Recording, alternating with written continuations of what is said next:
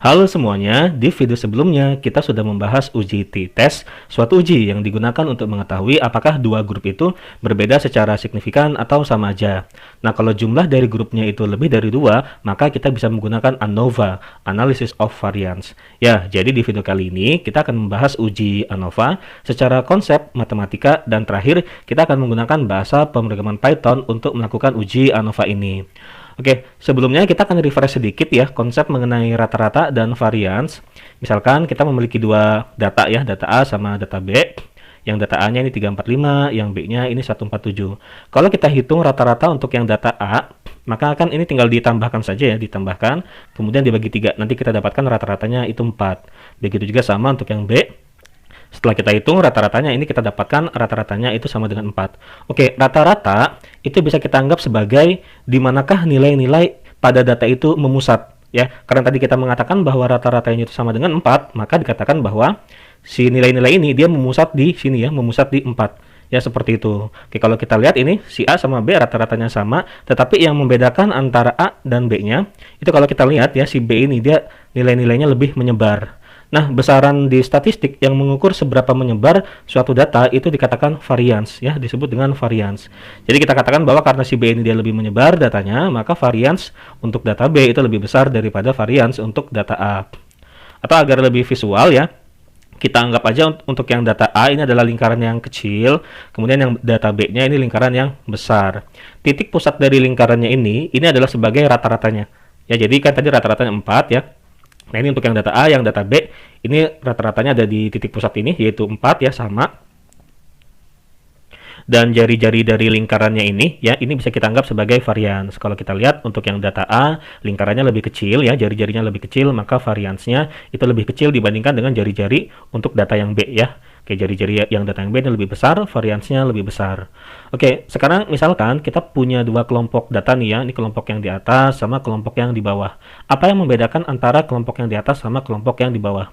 Kalau kita lihat sih di sini kan ada 4 grup ya, atau 4 lingkaran, ini jari-jarinya sama semua, maka kita katakan bahwa variance di tiap data ini sama. Ya, seperti itu. Tetapi yang membedakannya kalau kita lihat yang di atas ya, ini perbedaan rata-ratanya cuma sedikit ya. Kalau ini kan rata-ratanya 4, ini rata-ratanya 6. Berarti perbedaannya cuma 2 ya, 6 kurangi 4. Sedangkan yang bawah, itu perbedaan rata-ratanya relatif lebih besar. Yang ini 4 rata-ratanya, yang ini 9 ya, perbedaannya itu 5. Oke, atau bisa kita katakan seperti ini ya, untuk data yang di bawah ya, untuk kelompok yang di bawah, antara grup yang satu dengan grup yang lainnya itu lebih berjauhan atau lebih menyebar ya, antara grup yang satu dengan grup yang kedua ini lebih menyebar dibandingkan dengan kelompok data yang di atas, ini dia jaraknya dikit ya, mepet ya, seperti itu. Nah, besaran di statistik yang mengukur seberapa menyebar, seberapa berjauhan antara grup yang satu dengan grup yang lainnya itu disebut dengan variance ya. Loh, terus bedanya tadi sama variance yang ini apa? Well, jadi sebenarnya variance itu ada dua ya, ada yang pertama itu ada variance within ya, atau variance di dalam, dan yang kedua itu adalah variance di luar atau variance between ya, atau namanya variance antar grup. Kalau variance within itu adalah seperti ini, jadi seberapa menyebar titik-titiknya ini berada di dalam lingkarannya, itu adalah variance within. Kalau misalkan variance between itu adalah seberapa menyebar atau seberapa berjauhan antara grup yang satu dengan grup yang lainnya ya. Nah, jadi perbedaannya seperti itu. Oke, sekarang kita akan masuk ke ide di balik ANOVA-nya itu sendiri ya. Jadi di sini kita punya dua grup ya. Nah, dua grup ini dia berdekatan banget ya, sehingga sulit bagi kita untuk membedakan grup yang satu dengan grup yang kedua. Oke, pertanyaannya, apa yang bisa kita lakukan supaya kita bisa membedakan dua grup tersebut? Well, jawabannya mudah, tinggal kita kasih jarak aja antara grup yang satu dengan grup yang kedua. Atau maksudnya kita perbesar variance antara grup yang satu dengan grup yang kedua. Ya, jadi variance luarnya atau variance antar grupnya ini kita perbesar. Tetapi apakah dengan hanya seperti itu udah cukup? Bagaimana jika ketika kita udah jauhkan, malah seperti ini datanya? Nah, malah jari-jari lingkarannya itu membesar. Kalau gitu, kalau jadi seperti ini, maka masih sulit bagi kita untuk membedakan grup yang satu dengan grup yang kedua. Nah, dari sini dapat kita simpulkan seperti ini ya. Jadi, agar dua atau lebih grup itu beda banget ya, berbeda secara signifikan, maka perbesar varians antar grupnya ya. Jadi, kita jauhkan antara grup yang satu dengan grup yang lainnya. Kemudian yang kedua, perkecil varians dalam grupnya. Jadi, kita buat agar jari-jari lingkarannya itu kecil ya. Jadi, biar compact gitulah ya. Jadi kan makin jauh jaraknya, makin jauh jarak antar grupnya, kemudian makin kompak atau makin kecil jari-jari lingkarannya, maka makin mudah bagi kita untuk membedakan grup yang satu dengan grup yang lainnya. Seperti itu. Oke, kalimat ini akan kita simpan terlebih dahulu ya. Ini akan menjadi jelas banget berikutnya. Sekarang kita akan masuk ke proses perhitungannya terlebih dahulu ya.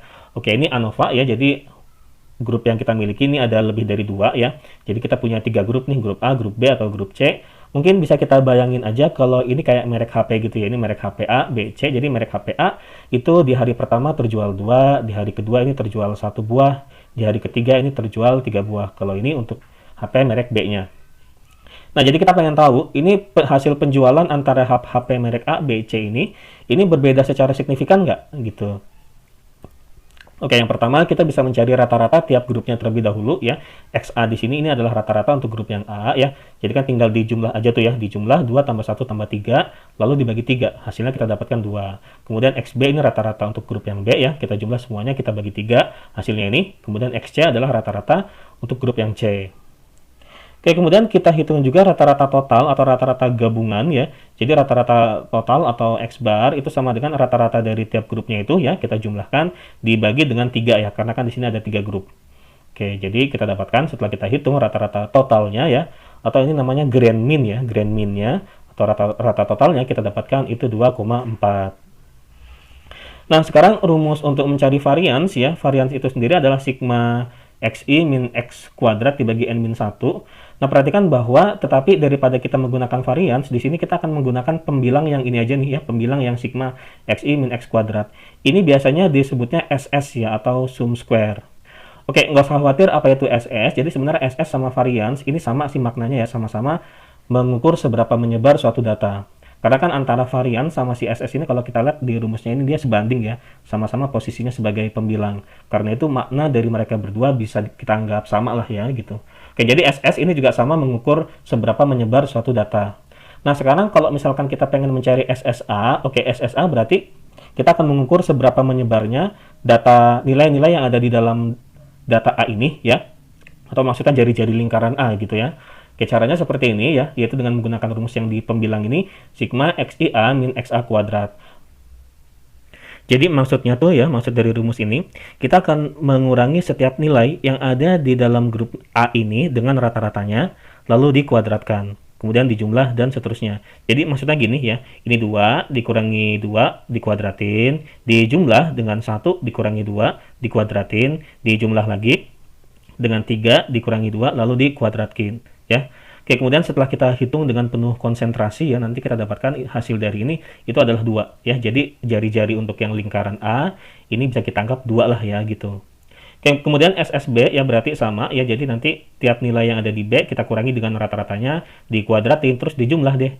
5 kurangi 3 kuadratin ditambah 4 dikurangi 3 dikuadratin ditambah 0 kurangi 3 dikuadratin ya. Kemudian setelah kita hitung dengan penuh kesabaran ya, nanti kita dapatkan SSB-nya itu 14.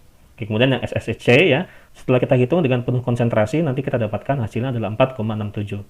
Oke, lalu dari sini kita bisa mendapatkan SS between-nya ya, karena di sini ada 3 ya, ada 3 grup, maka nanti SS within-nya, SS within ya, SS within-nya ya, itu sama dengan SSA ditambah SSB ditambah SSC, yaitu 20,67.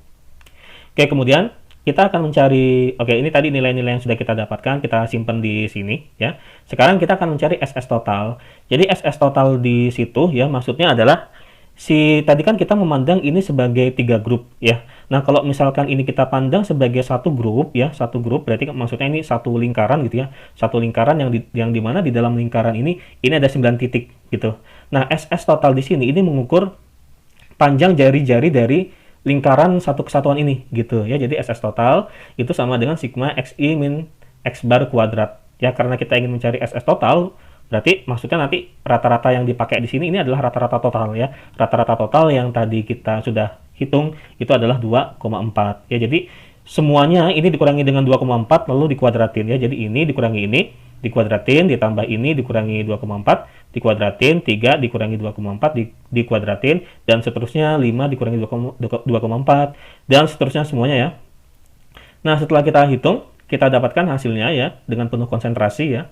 Hasilnya itu adalah 22,24. Oke, jadi ini adalah jari-jari dari lingkaran satu kesatuan gitu ya. Kalau misalkan kita pandang si data ini, yang 3 data ini kita anggap sebagai satu kesatuan. Jari-jarinya kita dapatkan yaitu SS total yaitu 22,24. Oke, kita taruh di sini hasilnya ya. Nah, maka nanti SS between ya, SS between atau SS di luar atau SS antara grup yang satu dengan grup yang lain ya. Itu nanti rumusnya adalah SS total yang tadi itu dikurangi dengan SS within ya. Terus kita masukin SS totalnya tadi 22,24 dikurangi SS within-nya ini 20,67. Kita hitung, kita dapatkan hasilnya itu adalah 1,57. Oh, berarti SS between ya atau variance antar grupnya itu adalah 1,57. Oke, kemudian di sini kita juga akan mencari degree of freedom ya atau DF. DF between rumusnya itu adalah K-1 di mana K di sini ini adalah banyaknya grup ya. Di sini kita punya 3 grup berarti K-nya sama dengan 3. 3 dikurangi 1 itu 2. Lalu kita juga akan mencari degree of freedom atau DF within ya. Rumusnya itu adalah N-K. N di sini ini adalah banyaknya nilai ya. Di sini kan kita punya 9 nilai nih. 3 ya. Nah, ada 9 berarti N-nya 9. 9 dikurangi 3 hasilnya itu adalah 6.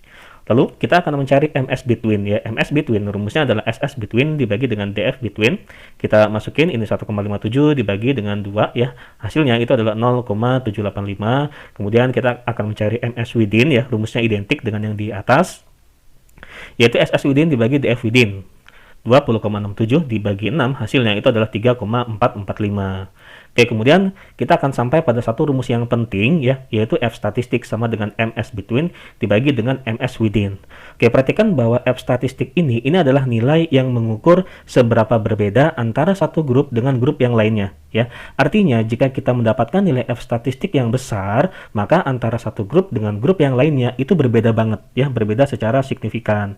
Sebaliknya kalau misalkan F statistiknya kecil ya berarti antara satu grup dengan grup yang lainnya itu mirip lah ya atau sama lah gitu. Nah, F statistik rumusnya ini dibagi ini.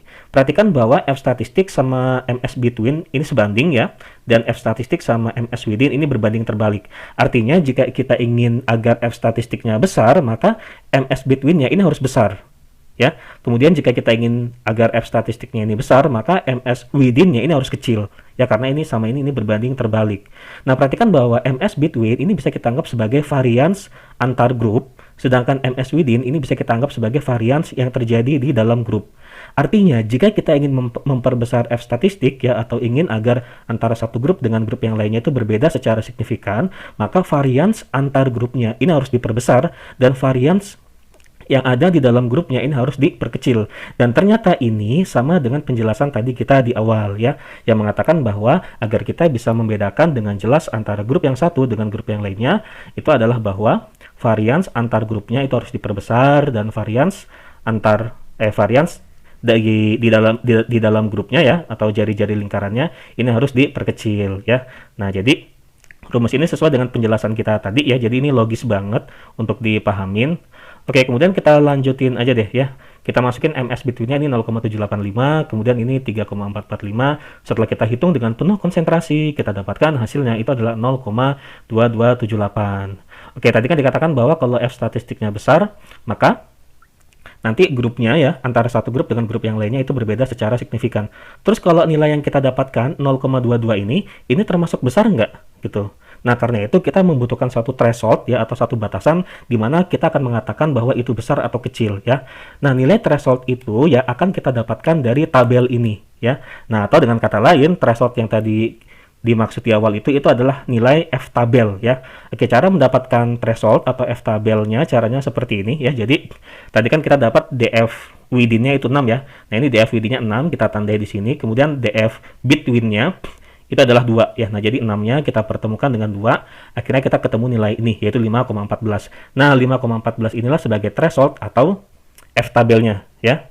Oke, karena kita dapatkan bahwa F statistik kita itu tadi 0,22 ya lebih kecil daripada threshold ya, daripada batasannya ini 5,14, maka kita katakan bahwa antara satu grup dengan grup yang lainnya ini nggak berbeda secara signifikan. Jadi mereka bertiga ya bisa dianggap sama lah ya gitu. Kemudian atau itu berarti kita menganggap bahwa Oh, atau itu berarti kita gagal menolak hak nol ya, atau maksudnya kita berarti menerima hak nol, menerima belief kita di awal yang mengatakan bahwa antara satu grup dengan grup yang lainnya itu rata-ratanya sama ya. Jadi rata-rata A, rata-rata B, rata-rata C ini sama ya gitu. Jadi pernyataan yang pertama sama yang kedua ini ekuivalen ya, sama aja. Atau itu berarti X tidak mempengaruhi Y. Oke, maksud dari yang ini ya, jadi maksudnya ya, kalau kita anggap ini yang ABC ini adalah merek HP ya. Merek HP, kemudian yang ini adalah nilai-nilainya ini yang 213540 ini adalah hasil penjualannya gitu ya. Oke, jadi X-nya itu adalah merek HP, kemudian yang nilai-nilai ini adalah hasil penjualan. Nah, jadi maksudnya kalau X tidak mempengaruhi Y, berarti merek HP ya, merek HP itu tidak mempengaruhi hasil penjualan ya. Oke, jadi jika kita dapatkan nilai ini F statistik kurang dari F tabel, maka kesimpulannya adalah yang tiga ini. Ya, seperti itu. Sebaliknya, kalau misalkan kita dapatkan F statistiknya lebih besar dari threshold, ya, wah berarti ada satu grup yang berbeda secara signifikan tuh, ya. Tapi kita belum tahu sih grup yang mana yang berbeda secara signifikan dengan grup yang lainnya, ya. Pokoknya ada satu grup aja ya, ada satu grup atau dua grup. Pokoknya ada satu grup ya, setidaknya ada satu grup yang dia berbeda secara signifikan dengan grup yang lainnya, ya, seperti itu. Oke. Atau berarti bisa kita katakan seperti ini, grup berbeda secara signifikan. Oke, ini kalimatnya dibuat lebih spesifik ya. Jadi maksudnya ada satu grup yang berbeda secara signifikan dengan grup yang lainnya. Ini yang benar ya. Oke, kemudian itu berarti kita tolak H0 ya, atau terima H1, dan itu berarti X mempengaruhi Y, atau itu berarti merek HP mempengaruhi hasil penjualan ya.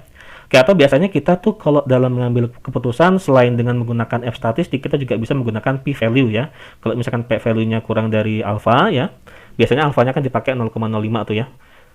Oke, maka nanti kita akan menolak H0 ya, seperti itu. Oke, jadi pernyataan F statistik lebih dari F tabel ini ekuivalen ya, ekuivalen dengan P value kurang dari alpha ya, seperti itu. Biasanya sih ada yang suka pakai ini ya, untuk pengambilan keputusan ada yang pakai metode P value, tapi juga ada yang suka pakai ini ya, F statistik seperti ini. Ya sama aja kok, mau pakai yang mana aja hasilnya akan sama. Oke, sekarang kita akan melakukan uji ANOVA ini di sini di Google Colab. Di sini kita menggunakan library NumPy, Pandas, Matplotlib. Oke, kita buat dataset kita tadi itu ya, kita buat dia dalam bentuk tabel. Caranya seperti ini, kita menggunakan Pandas. Ya, tabel ya, kita kasih nama dia tabel sama dengan pd.dataframe ya, kemudian nah ini dictionary ya, kemudian kita masukin data kita tadi yang ini ya, HP merek A ini 213, merek B-nya ini 3540, dan merek C-nya ini 124 ya. Lalu coba kita print deh tabel kita. Oke, ini tabel kita tampilannya seperti ini. Oke, kemudian ini mungkin biar gampang ya untuk setiap grup, atau untuk setiap kolom ini kita taruh dalam variabel A. Jadi untuk yang grup A ini kita taruh dalam variabel A aja kali ya. Kemudian untuk yang grup B atau kolom B ini kita taruh dalam variabel B dan seterusnya. Jadi seperti ini. Oke, coba kita print lagi. Oke, kemudian sebelum melakukan uji ANOVA, baiknya sih kita visualisasi dulu aja data kita ya. Di sini kita bisa memvisualisasi data kita menggunakan boxplot ya. Caranya seperti ini ya, menggunakan matplotlib tadi, plt.boxplot ya. Nah, kita masukin grup kita tadi kan ada 3 ya. Nah, ini kita masukin 3-3-nya ke dalam satu buah list ya. List A, B, C. Kemudian untuk setiap boxplot yang nanti tampil, di sini kita kasih label ya. Label pertama ini untuk yang boxplot A ya. Jadi untuk yang boxplot A, kita kasih label A. Untuk yang boxplot yang kedua, kita kasih label B dan seterusnya. Lalu untuk memunculkan nilai rata-rata di dalam boxplotnya, ketik aja di sini show min sama dengan true. Oke, coba kita jalankan. Nah, ini adalah tampilan dari boxplot kita. Jadi kan kita pengen tahu kan ya, ini mereka bertiga ini berbeda nggak rata-ratanya, atau rata-ratanya berbeda secara signifikan nggak? Kalau dilihat dari tampilan boxplotnya sih ya mereka berbeda nih rata-ratanya ya. Rata-ratanya yang warna hijau ini ya, hijau segitiga ini ya. Ya ini berbeda sih, cuman nah perbedaan ini ya, dengan hanya perbedaan kayak gini nih, ini perbedaannya terjadi secara kebetulan atau berbeda secara signifikan. Nah, untuk mengetahuinya, di sini kita menggunakan uji ANOVA ini ya caranya. Oke, untuk melakukan uji ANOVA kita bisa menggunakan ini ya, fungsi stats yang kita library dari SciPy ini ya. Jadi from SciPy import stats. Kemudian ketik aja di sini stats ya, begitu kita gunakan ini ya, begitu kita panggil tadi ya fungsi stats tadi, ketik aja di sini stat.f1way. Nah, kita masukin 3 grup tadi A, B, C di sini. Oke, coba kita print deh. Nah, udah keluar hasilnya ya. Jadi F statistiknya ini sama ya, hasilnya tadi 0,22 ya. Kemudian P value-nya ini 0,8. Karena nilai F statistiknya ini kecil di bawah tabel ya, maka ya udah kita menerima H0.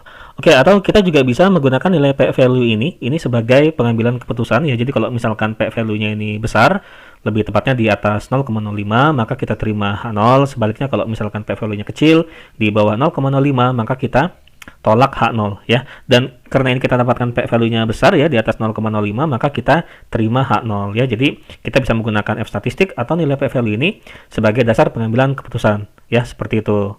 Oke, kemudian jadi dengan menggunakan library SciPy ini ya, kita bisa mereturn ya, atau menghasilkan dua buah nilai ini. Nah, tetapi sebenarnya ada cara yang lebih elegan ya, yaitu dengan menggunakan stat model. Oke, tapi untuk menggunakan stat model, caranya kita buat dulu tabelnya seperti ini deh. Oke, tadi kan tabel kita tampilannya seperti ini. Nah, sekarang tabel dari kita ini akan kita modifikasi dulu ya, sebelum kita menggunakan stat model.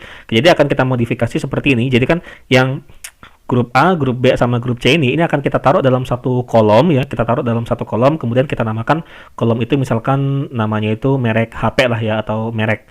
Nah, kemudian untuk merubahnya menjadi seperti itu, caranya seperti ini ya. Jadi kayak ini kita namakan tabel yang baru ya, tabel yang baru sama dengan peda.melt. Tadi nama tabel kita ini adalah tabel, kita masukin ke sini ya. Oke, var name di sini ini tadi nama kolom tadi kita itu ya. Tadi kan ini yang satu kolom A B C ini kita kasih nama kolom merek HP ya, atau merek aja cukup kayaknya, merek ya. Kemudian value name di sini maksudnya nilai-nilai yang 251, 142, 304 ini ya, seperti itu. Atau kalau teman-teman belum jelas, coba kita lihat dulu deh ya. Coba kita lihat tampilannya. Setelah ini tabel kita menjadi seperti ini. Nah, jadi maksudnya kayak gini. Tadi yang merek A, B, A, B, B, B, C, C-nya ini kita kumpulin dalam satu kolom ya. Kita kasih nama merek. Kemudian tadi kan yang A ya, yang HPA ini tadi ada yang terjual 213, nah ini 213, kemudian yang HPB-nya ini 540 dan seterusnya. Oke, kalau udah kayak gini kita bisa menggunakan stat modelnya ya, library stat modelnya. Jadi dia itu mirip kayak ini sih, kayak R programming ya kodenya. Seperti ini caranya. Jadi kita impor dulu ya ordinary least square atau OLS di sini. Ini kita impor dari statmodels.formula.api ya.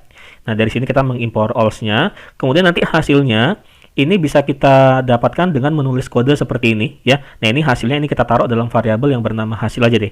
Ya, jadi hasil sama dengan OLS ya, ordinary least square dalam kurung formula sama dengan dalam bentuk string. Nah, jadi kayak gini ya. Jadi di dalam stringnya ini yang di tempat sini ini adalah variabel dependentnya, yaitu hasil penjualan ya, hasil penjualan. Kemudian yang variabel independennya ini ada di sini ya. Jadi kan variabel independennya tadi kalau kita lihat di tabel itu kan variabel independennya ini merek, kemudian variabel dependennya adalah penjualan. Nah, penjualannya taruh di sini, mereknya taruh di sini ya. Kemudian data sama dengan tabel baru. Jadi kan tadi data di sini ini maksudnya nanti yang tabel tadi kan nama tabel baru kita itu tabel baru ya. Nah, ini kita taruh di sini ya. Jadi data ya, datanya ini kita ambil dari tabel baru. Kemudian kita feed deh. Nah, kemudian untuk mendapatkan hasilnya secara lengkap ya, ketik aja di sini print hasil.summary. Kalau tadi dengan menggunakan SciPy kita cuma dapat dua nilai. Nah, sekarang kalau dengan ini ya stat model ada banyak banget nilai yang bisa kita dapatkan. Nah, ini dia nilainya ya. Oke, kita ada banyak banget nih nilai yang bisa kita dapatkan nih. Kalau tadi F statistiknya ini sama nih ya, 0,22 ya. Kemudian P value-nya ini adalah 0, yang di sini P value ya, yang probabilistic F statistik ini yang 0,804 ini adalah nilai P value-nya. Untuk yang DF residual ini ya, yang sama dengan 6 ini adalah DF yang within. Kemudian yang DF model ini adalah DF between. Pokoknya banyak banget nih ya nilai yang bisa kita dapatkan dengan menggunakan stat model tadi. Oh ya, yang tabel tadi ini ya, tadi kan kita menerima H0 ya, berarti kan ini grupnya sama aja lah gitu ya, nggak berbeda secara signifikan. Nah, atau itu berarti ya maksudnya merek ini tidak mempengaruhi penjualan. Sebaliknya nanti kalau misalkan kita terima H1 ya, berarti kan ada grup yang berbeda secara signifikan tuh. Nah, itu berarti merek ini mempengaruhi penjualan ya, seperti itu. Oke, atau kalau misalkan kita ingin mendapatkan hasil yang lainnya ya, kita juga bisa menggunakan ini dengan cara mengetik kode di sini ya. Oke, from statmodel.stat.anova import anova lm. Kemudian ketik di sini ya hasil yang selanjutnya atau hasil 1 ya. Itu adalah anova lm. Nah, kemudian hasil yang tadi kita dapatkan dari sini tadi ini ya, Nah, tadi kan nah ini hasil yang dari alls formula penjualan gini-gini ya, yang kita taruh dalam variabel hasil ini. Ya, variabel hasil tadi ini kita masukin ke sini. Kita masukin ke sini ya, fungsi ANOVA LM ini. Kemudian coba kita print deh. Oke, ini hasilnya. Ini DF merek di sini ini adalah DF between ya, 2. Kemudian sum square between-nya ini sama ya, hasilnya 1,56. Kemudian mean square between-nya juga sama, ini hasilnya dengan kita tadi 0,7.